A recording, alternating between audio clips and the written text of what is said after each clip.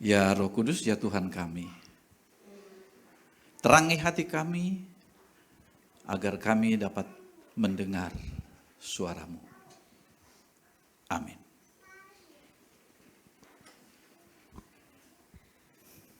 Shalom semuanya. Shalom. Ada sukacita? Amin. Hari ini kita harus berduka. Dan itu bukan hanya kepergian salah satu pastor kita, Pak Hani Lengkong. Ya betul ya Pak Steve ya. Tapi juga saudara-saudara sekalian, di depan ini diwarnai dengan ungu, purple, yang menandai bahwa kita sedang memasuki masa sengsara. Kalau orang dulu bilang masa sengsara, yaitu masa penderitaan Yesus.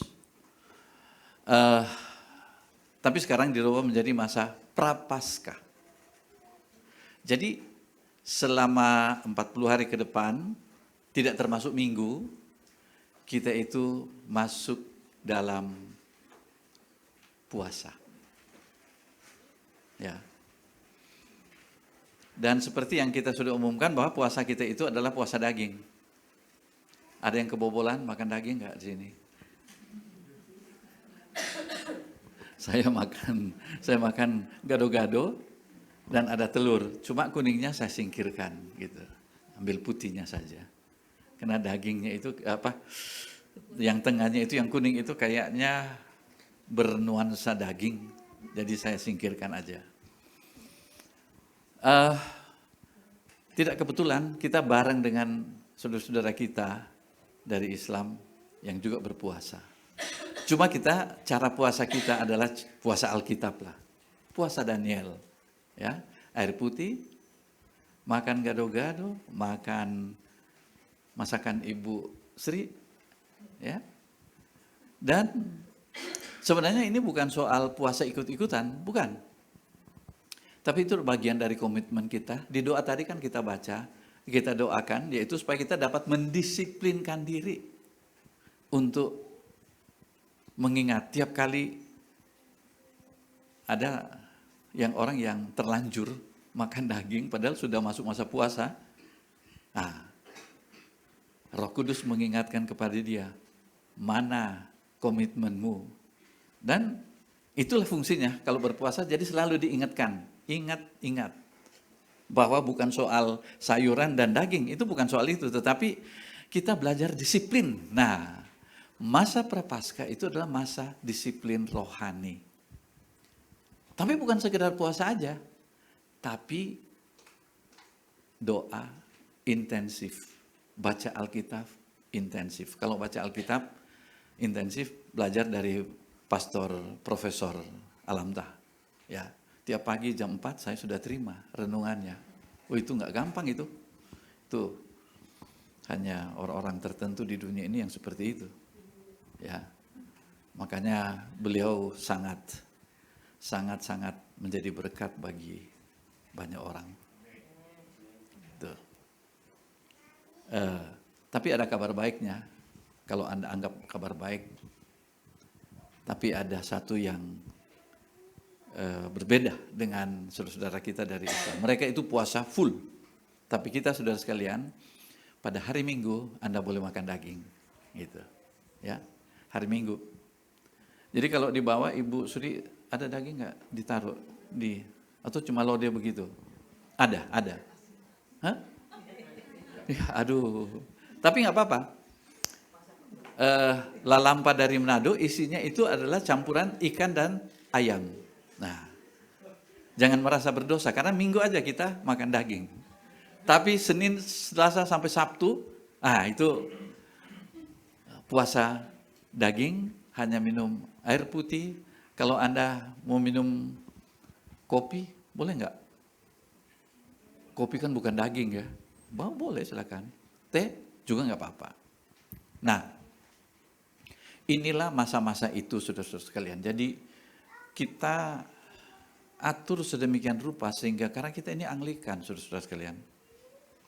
Saudara bisa lihat salib dan ada mengingatkan tentang Yesus. Lalu kemudian, seharusnya lilin, tapi enggak. Nanti pada Kamis Putih, nanti sehari sebelum Jumat Agung, semua ini dikosongkan, semua. Copot semua ini copot, itu copot, ini juga yang salib dan lampu-lampu ini biarkan ini adalah kosong. Semua ini copot semua. Menggambarkan bagaimana saat-saat yang paling menyedihkan dalam kehidupan Yesus. Pada Jumat Agung, semua ini dicopot semua. Dan kita melihat bagaimana penderitaan Yesus. Makanya pada saat ini tidak terlalu banyak hiasan. Apalagi di Jumat Agung itu tidak ada hiasan, tidak ada. Yang menarik-menarik itu tidak ada. Bahkan tidak ada musik sebetulnya. Makanya saya bilang tadi itu keyboard kalau bisa dikecilin. Kenapa saya uraikan ini? Karena memang kehidupan kita bukan soal warna, tapi warna mengingatkan kita. Itu teologi kita ialah ketika kita melihat salib, kita diingatkan bahwa Yesus telah mati bagi kita. Ketika kita mengadakan perjamuan, itu juga mengingatkan kepada kita. Perjamuan itu sama dengan kita mengikuti upacara 17 Agustus negara itu. Mengingat para pahlawan. Masa kita orang Kristen yang mengadakan perjamuan sejajar dengan itu, bukan sejajar, tapi malah seharusnya lebih mulia dari itu, yaitu bahwa kita mengingat bukan para pahlawan, tapi satu pahlawan yang telah mati bagi dosa-dosa kita.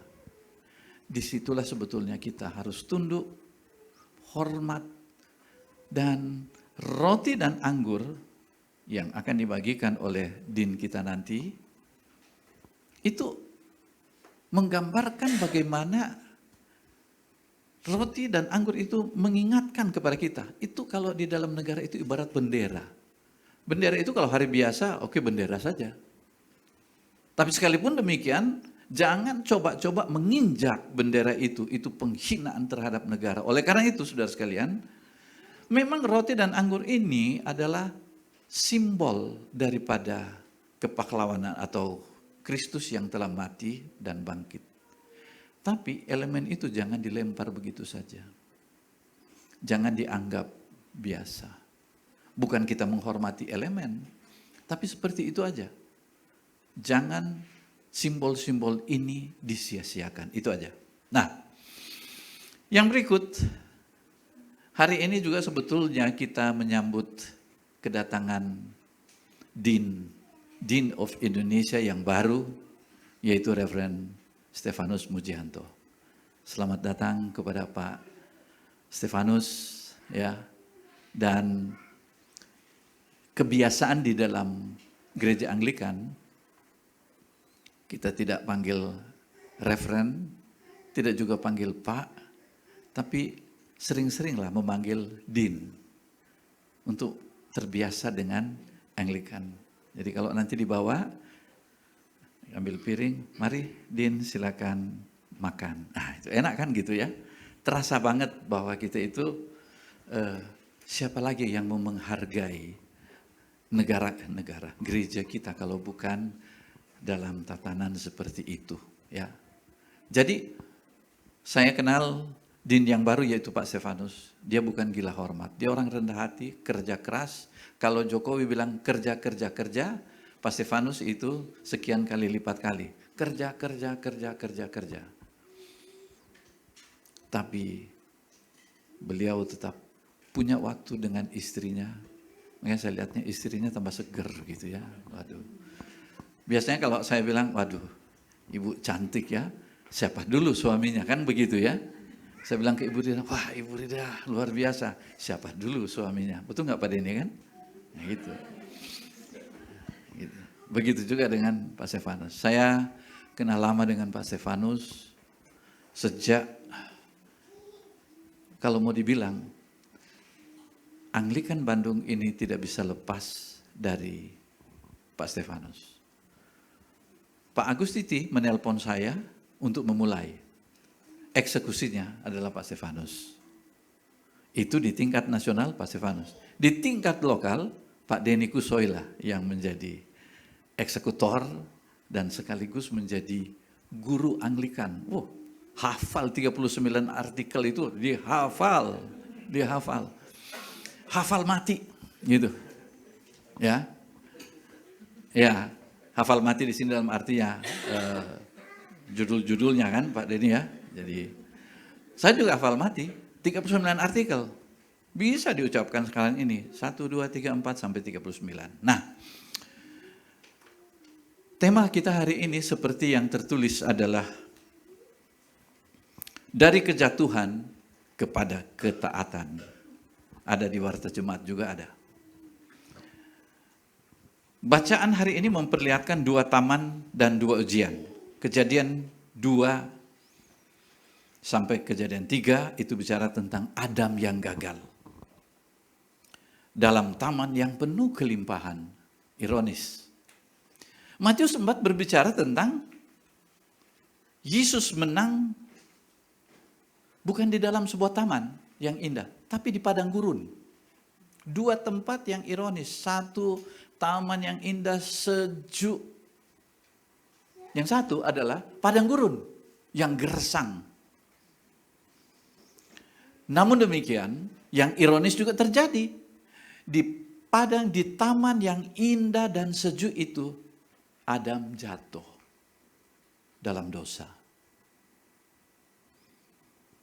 Karena apa? Karena ketidaktaatannya kepada Tuhan. Yesus berada di padang gurun, dalam kelaparan dan pencobaan. Namun, dia taat. Dan ketaatan itu menghasilkan penderitaan. Dan kemudian kematian. Dan setelah itu, kebangkitan dan kemenangan. Rasul Paulus memperjelas hal ini dengan mengatakan begini. Sebagaimana oleh ketidaktaatan satu orang, semua menjadi orang berdosa. Demikian pula oleh ketaatan satu orang, yaitu Yesus, kita menjadi benar. Dan dia dikatakan sebagai Yesus adalah Adam yang baru.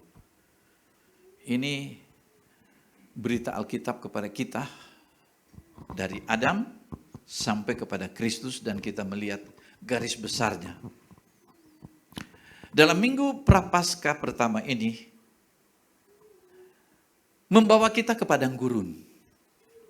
Padang gurun melambangkan tempat ujian, tempat pemurnian, dan tempat ketergantungan total kepada Tuhan, di mana situasi ini tidak diinginkan oleh banyak orang.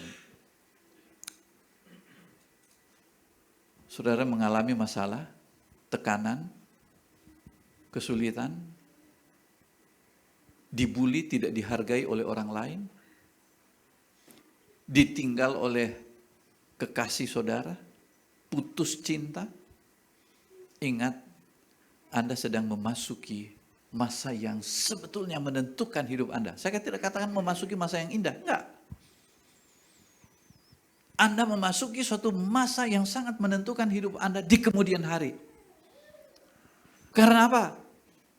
Karena Tuhan punya rencana dalam kehidupan ini. Melalui Yesus, dan Dia juga ingin supaya kita melewati masa-masa itu. Saya kenal beberapa orang di sini. Pak Alamta baru pulang dari pengobatan dengan ibu. Tapi ketika mereka muncul dalam keadaan segar bugar begini, ada ibu di sana, ini merupakan mujizat Tuhan. Betul ya Pak ya? Luar biasa. Ibu Hertina mengalami masa yang sangat menegangkan. Tapi sampai saat ini, senyum dan bertambah cantik lah. Siapa dulu kan? Nggak enak jadinya gitu kan. Tapi oke lah. Memang Pak Stefanus bilang itu indah sekali pantai di Nias gitu ya. Tapi itulah yang Tuhan hadiahkan kepada kami selama beberapa hari untuk membimbing para pendeta di sana. Ada sekitar 32 atau 35, 30-an lah pendeta dan istri yang ikut penataran di sana, the marriage course. Jadi saudara-saudara sekalian, pengurus gereja yang hari ini akan di-commissioning, akan diutus, akan ditabiskan oleh Dean of Indonesia, yaitu Reverend Stefanus Mujianto, juga menghadapi padang gurun. Apa itu? Padang gurun ini mungkin berupa godaan kekuasaan. Ingat saudara sekalian, jubah putih yang mereka pakai ini, memang yang pastor ini dan warden, itu memang full jubah sampai ke bawah. Yang pengurus putihnya baru setengah gitu kan. Jadi apa namanya ya? Ya masih setengah lah gitu kan. Belum penuh. Ada yang mau nanya, Pak, kami juga harus pakai? Oh jangan dulu, masih setengah dulu. Karena kan masih studi kan? Nah masih studi. Masih bergumul, masih jatuh bangun, iya kan? Toil sedikit langsung nangis gitu kan? Iya kan? Tapi nggak apa-apa, nangis itu nggak dosa. Tapi sedang dalam pembentukan mental, ya. Nah pokoknya seperti itu. Nah bukan berarti bahwa yang pakai juga seperti Din atau saya ini sudah sempurna, nggak juga. Kalau Anda mau tanya ketidaksempurnaan saya, jangan lihat dari di mimbar gitu kan. Jangan waktu salaman, wah Pak Yopi itu baik. Jangan. Tanya sama istri yang siang malam tahu siapa saya gitu kan. Mungkin Anda mengalami padang gurun berupa godaan popularitas. Woi. Yang paling populer di sini Pak Denny. Satu Bandung kalau enggak kenal pendeta Dr. Denny Kusoi, itu dia belum orang Bandung dia itu, ya kan? Tapi memang itu adalah karunia dari Tuhan untuk beliau, ya. Berbahagialah istri Pak Denny. Luar biasa. Kita juga nempel popularitas ke Pak Denny gitu kan? Oh, ya, bilang saya dari Anglikan. Oh, Pak Denny, ya sudah. Dari ujung barat sana sampai ujung timur tahu gitu. Kalau di ITB, di kalangan perguruan tinggi atau di ITB lah, kaget ini Profesor Dr. Alamta. Ketika saya diundang untuk hadir seminarnya, dia diberikan kesempatan untuk presentasi materinya. 15 menit pertama kita nak ngerti rumus-rumus itu dan istilah-istilah itu gitu kan. Waduh, saya terus terang, ini dosa apa yang ada dalam diri saya kok saya nak ngerti apa yang dia omong. Setelah itu Pak Alamtat sadar bahwa hanya dialah yang ngerti apa yang dia jelaskan itu. Akhirnya dia robah, maaf, saya lihat wajah saudara sepertinya tidak mengerti. Wah ketawa semua artinya, banyak orang tidak ngerti. Dia robah kepada fisika gunung berapi dan dia kasih tahu akibat-akibatnya. Baru kita, oh itu, tapi rumusnya itu kok rumit sekali, ya. Tapi herannya kalau dia khotbah di sini nggak rumit, iya kan? Memang agak rumit waktu dia jatuh cinta dengan istrinya dulu, dibikin rumit sama istrinya. Tapi setelah diterima, waduh, sampai sekarang mereka ini saling mendukung dan layak dijadikan sebagai contoh dalam iman Kristen. Inilah Pak Alamta. Jangan lihat profesornya, tapi lihatlah dia sebagai hamba yang melayani. Ya, luar biasa ya Pak Alamta ya. Gitu. Ya, kita memang banyak orang yang luar biasa di sini. Ibu Rida, wah kalau nggak ada Ibu Rida kita ini bingung semua karena kan hanya dia yang ngerti. Dulu saya kasih tahu ke ini kan, ke orang-orang dari Inggris yang datang 2 minggu lalu. Jadi waktu kalian mulai The Marriage Course, saya bilang ada satu puisi yang Terus terang, orang Inggris pun belum tentu ngerti maksudnya. Tapi kami punya seorang pemimpin, salah seorang pemimpin gereja yang mampu menerjemahkan itu. Wah, kaget mereka, Bu. Yaitu puisi bahasa Inggris yang hanya bisa dimengerti oleh Ibu Rida. Dan Ibu Rida ini adalah seorang yang dipakai oleh Tuhan dengan luar biasa. Kenapa kok dia dilantik hari ini sebagai pastor? Dia adalah sebenarnya bukan pastor, Bu, tapi lebih tepat disebut sebagai chaplain. Pak Alamta juga lebih tepat disebut sebagai chaplain. Chaplain itu artinya dia itu melayani sebagai pendeta di satu segmen seperti di perguruan tinggi. Ya. Pak Alamta chaplain di ITB. Ibu Rida chaplain di Universitas Pasundan. Dan kenapa dia dilantik jadi pastor? Dia banyak menjadi terang dan garam di tengah-tengah. Universitas Pasundan itu loh, itu kan Muslim. Dan dia di sana bercahaya sebagai orang yang percaya kepada Yesus. Dan dia mempunyai suatu kelompok pelayanan di kalangan mahasiswa. Ini luar biasa, luar biasa. Tapi kita juga punya orang-orang yang setia. Belum pernah ada orang yang menjabat warden selama 20 tahun.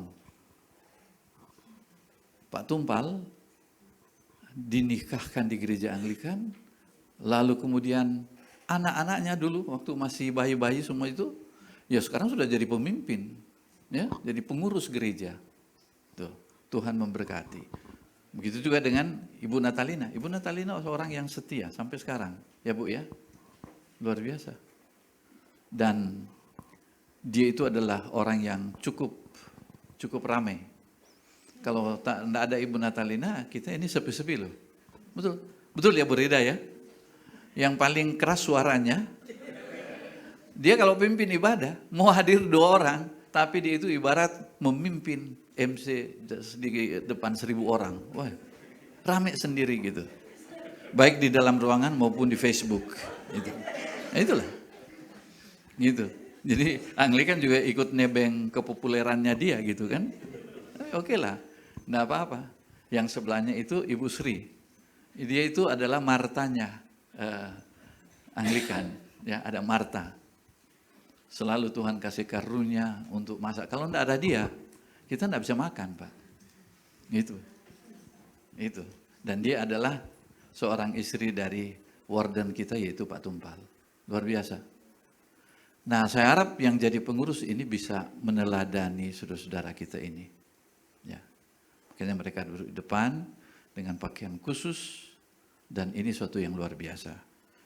Nah, setan berkata kepada Yesus, jadikan roti. Jadikan batu ini menjadi roti. Ini soal kebutuhan. Lompat dari bait Allah, godaan pembuktian diri. Sembahlah aku, godaan kekuasaan. Dan setan masih memakai pola yang sama untuk hamba-hamba Tuhan sampai saat ini. Sedih kan sekarang ini orang jadi hamba Tuhan untuk dapat kepopuleran. Bukti diri, saya bisa khotbah, saya bisa jadi pengurus gereja, saya bisa jadi pastor, saya bisa jadi warden. Mazmur 32 yang merupakan bacaan kita memberi jembatan penting, berbahagialah orang yang diampuni pelanggarannya. Jadi kalau sudah perhatikan Mazmur 32 ini mengingatkan kita bahwa pelayanan gereja tidak dimulai dari kesempurnaan tetapi dari pengampunan. Ingat, kalian jadi pengurus itu bukan karena orang sudah sempurna, enggak. Tetapi kalian dapat merasakan pengampunan dari dosa-dosa Anda oleh penebusan Yesus di atas kayu salib. Commissioning atau pelantikan hari ini bukanlah penahbisan orang yang sempurna, melainkan pengutusan orang yang telah diampuni oleh Kristus. Malaikat tidak pernah diutus loh. Sesempurnanya malaikat, dia tidak pernah dipakai oleh Tuhan untuk diutus memberitakan Injil. Sebab apa?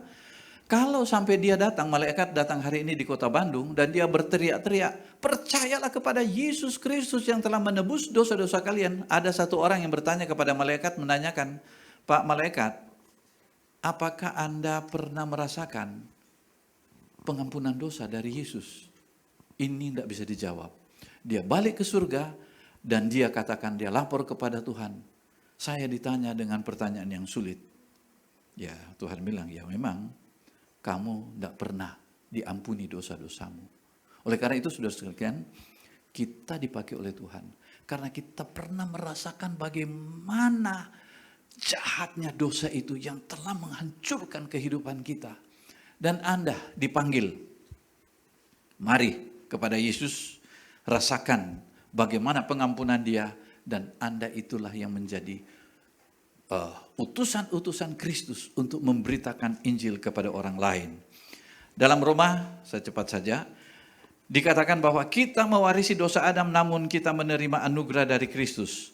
Pastor atau pelayan dan pengurus gereja bukan mewakili Adam yang lama, tetapi mewakili Kristus yang taat. Pelayanan gereja tidak dibangun di atas kemampuan pribadi, kepintaran organisasi, kekuatan struktur, melainkan di atas ketaatan kepada Kristus.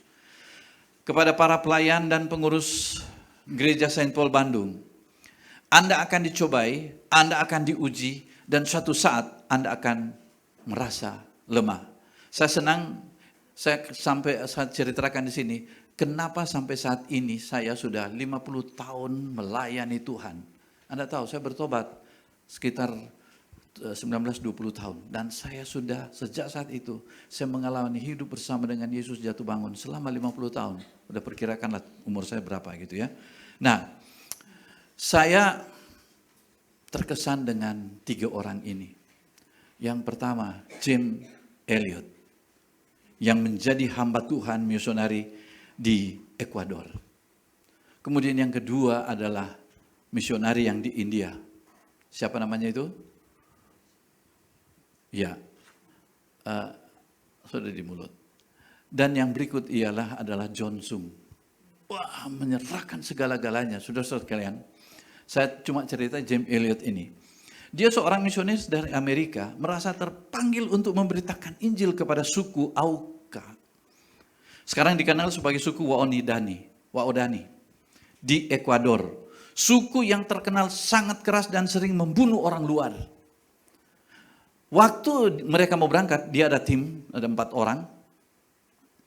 Orang bilang begini kepada dia, jangan, itu terlalu berbahaya. Kamu ingat loh, kamu punya istri, kamu punya anak. Tapi kenapa dia mempertaruhkan nyawanya? Ini yang ditulis oleh Jim Elliot. He is no fool who gives what he cannot keep, gaining what he cannot lose. Ia bukan orang bodoh yang menyerahkan apa yang tidak dapat ia pertahankan untuk memperoleh apa yang tidak dapat ia hilangkan. Tahun 1956, akhirnya Jim Elliot berangkat dengan 4 rekannya. Akhirnya dia bertemu dengan suku tersebut. Berapa hari kemudian muncul di berita, mereka semua dibunuh dengan tombak yang menempel di tubuh mereka. Dan apa kata dunia? Ini suatu tragedi. Dan orang akhirnya berkata, ditulis di terakhir, sia-sia. Namun demikian, saudara sekalian, cerita ini tidak berhenti di situ. Istrinya, dia depresi? Enggak. Namanya Elizabeth Elliot. Bersama dengan istri salah satu rekan yang tewas juga. Mereka kembali ke suku yang sama. Tinggal di tengah-tengah orang-orang yang membunuh suami mereka. Tetapi justru dari pengorbanan itu, seluruh suku tersebut akhirnya percaya kepada Yesus. Jim Elliot bukan mencari kematian. Dia hanya memilih untuk setia. Dia tahu bahwa ia bisa kehilangan nyawa. Ia bisa kehilangan masa depan. Ia bisa kehilangan kenyamanan, tetapi ia percaya bahwa ketaatan yang besar itu lebih penting daripada keamanan. Ada satu bahasa Inggris yang saya dapat dari LPMI dulu. Saya lupa siapa yang mengatakan itu. Dia bilang begini, to receive Christ cost us nothing. To follow Christ cost us something. To serve Christ cost us everything. Menerima Kristus Anda tidak perlu bayar apa-apa. Cukup buka hati terima dia. Anda mengikut dia sebagai murid Yesus, Anda perlu membayar sesuatu. Disiplin. Tapi ketika Anda katakan saya mau melayani Tuhan, sebetulnya adalah Anda menyerahkan segala-galanya. Waktu, tubuh, kepentingan, segala-galanya adalah untuk dia. Dan Anda adalah segelintir orang yang ada di tangan Tuhan untuk mengubah dunia ini di sekitar Anda. Ingat, hanya ada satu Billy Graham yang Tuhan pakai. Hanya ada satu Martin Luther yang menggoncang dunia. Para murid adalah segelintir orang yang membayar dengan seluruh hidup mereka untuk memberitakan Injil. Orang yang terima Yesus banyak loh. Orang yang menjadi murid hanya ada beberapa orang. Orang yang melayani dengan seluruh hidupnya itu hanya segelintir orang. Dan Anda menjadi bagian dari yang segelintir itu di tangan Tuhan. Saudara mungkin tidak dipanggil ke hutan Amazon dan menginjili di sana. Tetapi ingat, godaan mencari kenyamanan dalam pelayanan itu pasti ada. Godaan untuk kompromi demi popularitas. Godaan untuk berhenti ketika Anda lelah. Anda mungkin tidak mati secara fisik, tetapi pelayanan sering menuntut kematian ego. Dan setiap pelayanan sejati selalu melibatkan resiko. Resiko salah paham, resiko dikritik, resiko tidak dihargai. Namun, Kristus yang sama yang memanggil James Elliot, dia adalah Kristus yang juga memanggil Anda dan saya. Saudara sekalian, jika Anda memiliki panggilan ini, maka ini adalah saatnya untuk Anda katakan, ya, Tuhan akan memakai pertanyaan yang akan diajukan oleh Dean of Indonesia, Reverend Stefanus Mujianto, yang akan bertanya pada saudara, di hadapan Tuhan dan di hadapan jemaat, Anda akan menjawab. Namun demikian di balik jawaban itu, ada resiko. Ada harga yang harus dibayar, ada.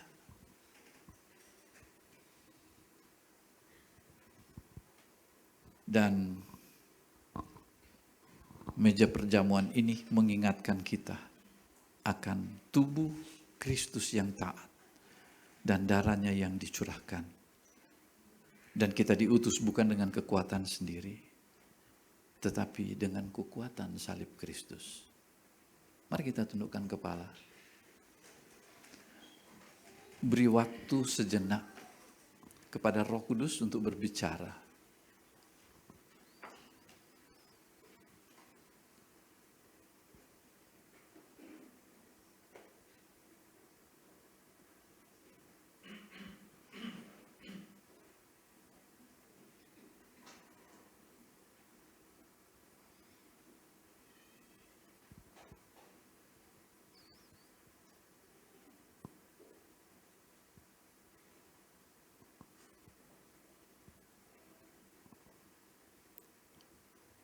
Makasih Tuhan untuk firman-Mu yang telah menolong kami untuk maju dalam iman kami. Dalam nama Yesus firman yang hidup itu. Amin. Baik saudara-saudara sekalian, kita akan melanjutkan.